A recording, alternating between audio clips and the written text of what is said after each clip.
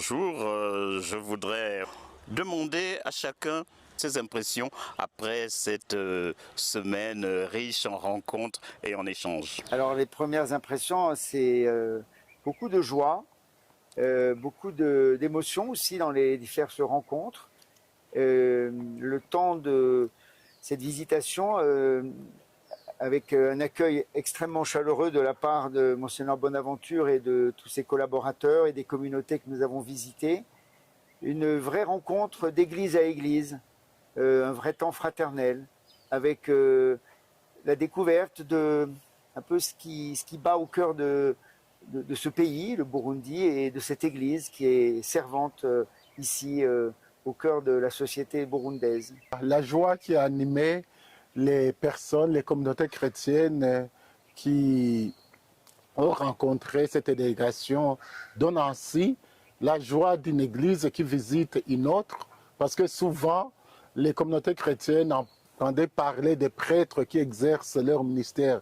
En Nancy, souvent on prie pour eux, mais cette fois-là, on voyait l'évêque, on voyait des diacres, des prêtres et des fidèles laïcs qui ont accueilli ces prêtres. Et vraiment, vous l'avez même remarqué, c'était une grande joie qui se lisait sur tous les visages.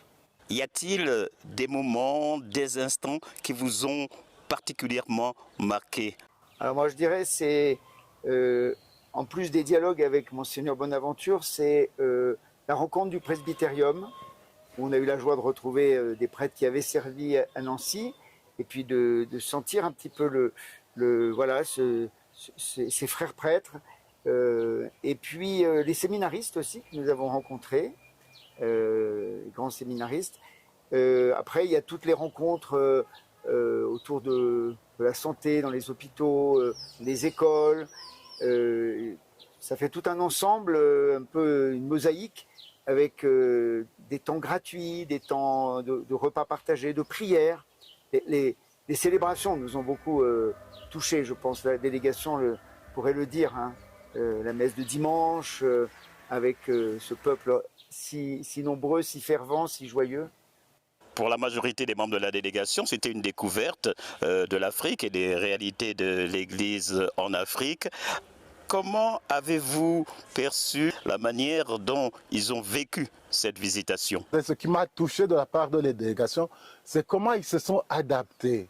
Et c'est comment aussi ils observaient le programme vraiment sans difficulté et vraiment marchaient au même rythme, au même diapason. Je donne l'exemple, par exemple, de la communauté ecclésiale de base que nous avons visitée. Là, ça m'a touché personnellement parce que c'était la première fois qu'une communauté chrétienne de base soit visitée par deux évêques, une grande communauté, surtout une communauté venant de Nancy. Déjà, on a l'habitude de faire nos réunions en Kirundi. Et même si c'était une communauté de base formée par des gens qui ont fait des études, vous voyez, au départ, ils étaient un peu timides de parler français. Mais je le dis parce que même après, ils ont continué à m'écrire, à dire vraiment, Monseigneur, merci pour nous avoir amenés ces visiteurs. Nous avons vu que l'Église a les mêmes préoccupations. C'était aussi une visite de consolation, de réconfort, puisque vous n'avez pas seulement visité l'hôpital de Mutoyi, vous avez visité l'hôpital de Bethany, vous avez visité les enfants sourds-muets, les enfants aveugles, les handicapés. Et les membres de la délégation se sont vraiment bien adaptés à cette situation.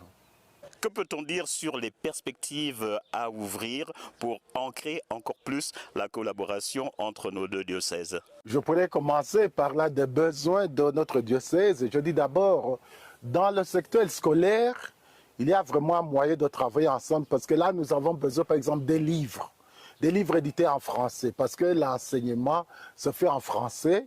Ici, il n'y a pas beaucoup de maisons d'édition. Alors qu'on a besoin de former des bibliothèques dans nos écoles.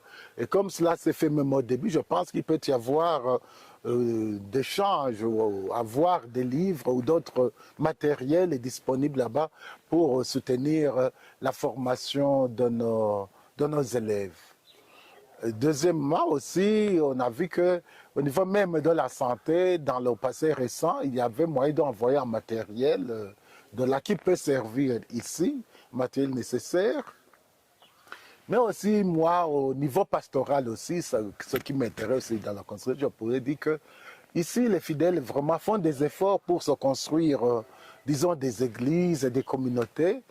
Et là, je dois dire qu'on aurait besoin d'un soutien parce que les fidèles vraiment donnent le meilleur d'eux-mêmes. Mais le diocèse aussi a besoin d'être soutenu par ses partenaires parce que je dirais qu'il faut profiter de cette grâce et du moment où vraiment on voit que les fidèles sont très engagés dans ces activités. Ils sont fiers de réaliser, disons, leurs œuvres, leurs églises, leurs communautés. Et vous, Monseigneur, est-ce que vous voyez des pistes? Alors certainement qu'on va faire effectivement une relecture d'abord de toute la délégation, de tout ce que nous avons vécu en profondeur, une sorte de relecture à la lumière de la parole de Dieu, avec ce verset du psaume là, oui, comme il est doux, bon pour des frères d'être ensemble, il y a cette dimension de fraternité, avec sa dimension aussi de gratuité. Je pense que c'était aussi l'occasion avec Monseigneur de faire le point sur les prêtres qui sont envoyés de Gitega à Nancy, avec ce principe un petit peu d'un retour comme c'est prévu selon les conventions, après le temps de service ou d'études. Et donc ça a été l'occasion de faire le point et de poursuivre on va dire cet échange missionnaire, avec le fait que le père Guy Lescane aussi, depuis maintenant 1 an et demi, apporte sa contribution. Donc on a cette dimension un petit peu de réciprocité qu'on essaie de faire grandir. Et puis je pense qu'avec l'association 4 Horizons, puisque au moins 2 membres étaient présents, et ça va être l'occasion de faire le point, de voir comment peut-être poursuivre justement ce qui avait déjà été entamé depuis 2000 ou 2009, ça dépend des époques. Et je pense qu'on va avoir besoin de faire le point, en entendant aussi les besoins qui sont exprimés, et de rendre compte aussi, bien sûr, au presbytérium, au diocèse, de ces pistes de coopération missionnaire. Bon, moi, je dirais que cette visitation a fait ressortir dans notre Église d'abord la dimension missionnelle de l'Église. C'est un aspect qui s'est manifesté.